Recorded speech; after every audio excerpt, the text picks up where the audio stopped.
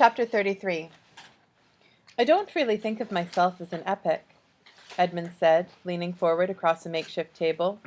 We'd made it out of a box and a plank, and we sat on the floor to eat at it. I was captured and used for power only a month after my transformation. Bastian was my first owner's name. I'll tell you, he was unpleasant after we discovered I couldn't transfer my powers to him. Why do you suppose that is? I asked, chewing on some jerky. I don't know, Edmund said, raising his hands in front of himself. He liked to gesture a lot when he talked. You had to watch yourself lest you get an accidental ninja punch to the shoulder during a particularly emphatic exclamation about the taste of a good curry. That was about as dangerous as he got. Though Cody stayed near, his rifle never too far from him, Edmund hadn't been the least bit provocative. He actually seemed pleasant, at least when he wasn't mentioning our inevitable gruesome deaths at Steelheart's hands. That's the way it has always worked for me, Edmund continued, pointing at me with his spoon.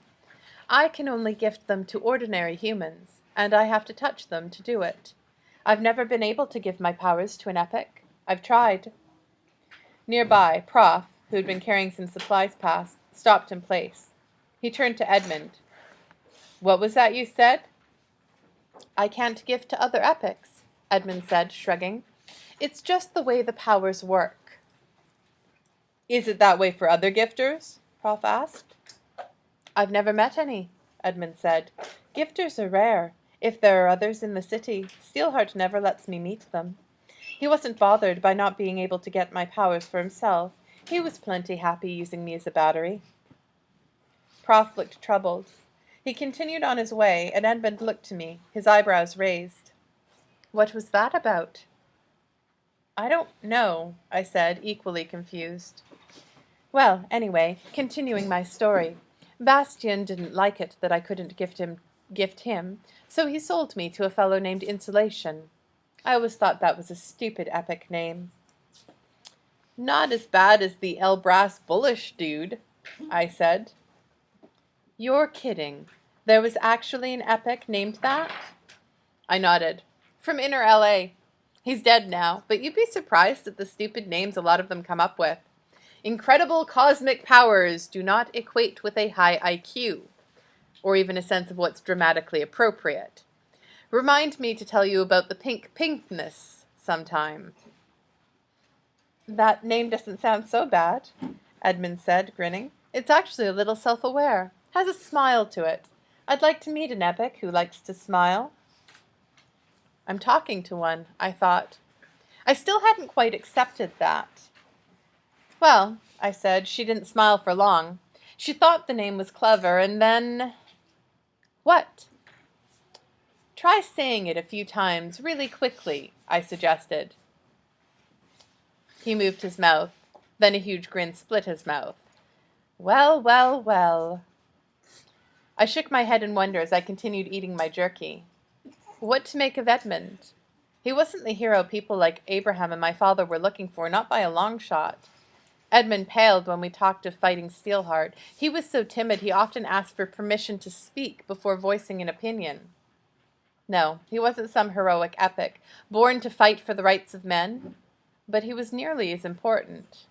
I'd never met, read of, or even caught a story of an epic who so blatantly broke the stereotype. Edmund had no arrogance, no hatred, no dismissiveness. It was baffling. Part of me kept thinking, this is what we get? I finally find an epic who doesn't want to kill or enslave me, and it's an old soft-spoken Indian man who likes to put sugar in his milk? You lost someone, didn't you? Edmund asked. I looked up sharply. What makes you ask? Reactions like that one, actually. And the fact that everyone in your team seems to be walking on crumpled tinfoil and trying not to make any sound. Sparks. Good metaphor. Walking on crumpled tinfoil. I'd have to remember that one. Who was she? Edmund asked. Who said it was a she? The look on your face, son, Edmund said, then smiled. I didn't respond, though that was in part because I was trying to banish the flood of memories washing through my mind. Megan glaring at me. Megan smiling. Megan laughing just a few hours before she died. Idiot, you only knew her for a couple of weeks. I killed my wife, Edmund said absently, leaning back, staring at the ceiling. It was an accident. Electrified the counter while trying to power the microwave. Stupid thing, eh? I wanted a frozen burrito. Sarah died for that. He tapped the table. I hope yours died for something greater. That will depend, I thought, on what we do next. I left Edmund at the table and nodded to Cody, who was standing by the wall and doing a very good job of pretending he wasn't playing guard. I wandered into the other room where Prof, Tia, and Abraham were sitting around Tia's datapad. I almost went looking for Megan, my instinct saying she'd be standing guard outside the hideout, since all of the others were in here. Idiot. I joined the team, looking over Tia's shoulder at the screen of the enlarged mobile datapad. She was running it from one of the fuel cells we'd stolen from the power station. Once Edmund had withdrawn his abilities, the city's power had gone out, including those wires that sometimes ran through the steel catacombs. Her pad showed an old steel apartment complex. No good, Prof said, pointing to some numbers at the side of the screen. The building next to it is still populated. I'm not going to have a showdown with a high epic when there are bystanders so close. What about in front of his place? Abraham asked. He won't expect that. I doubt he's expecting anything in particular, Tia said. Besides, Cody's done some scouting. The looting has started, so Steelheart has pulled enforcement in close to his palace. He's really only got infantry left, but that's enough. We'll never get in to make any preparations, and we're going to need to prepare the area if we're going to face him. Soldier Field, I said softly. They turned to me. Look, I said, reaching over and scrolling along Tia's map of the city. It felt downright primitive compared to the real-time camera views we'd been using. I got the screen to an old portion of the city that was mostly abandoned. The old football stadium, I said. Nobody lives nearby, and there's nothing in the area to loot, so nobody will be around. We can use the tensors to tunnel in from a nearby point in the understreets. That will let us make preparations quietly, without worry that we're being spied on. It's so open, Prof said, rubbing his chin. I'd rather face him in an old building where we can confuse him and hit him from a lot of sides. That will still work here, I said. He'll almost certainly fly down into the middle of the field.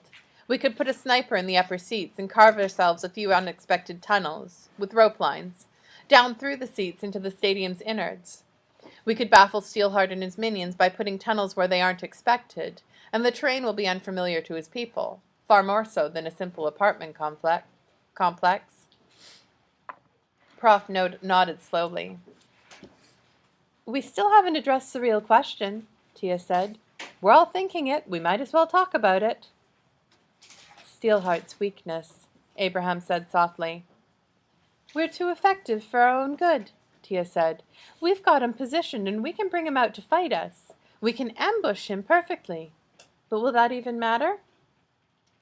So it comes to this, Prof said. Listen well, people. These are the stakes. We could pull out now. It would be a disaster. Everyone would find out we'd tried to kill him and failed. That could do as much harm as killing him would do good.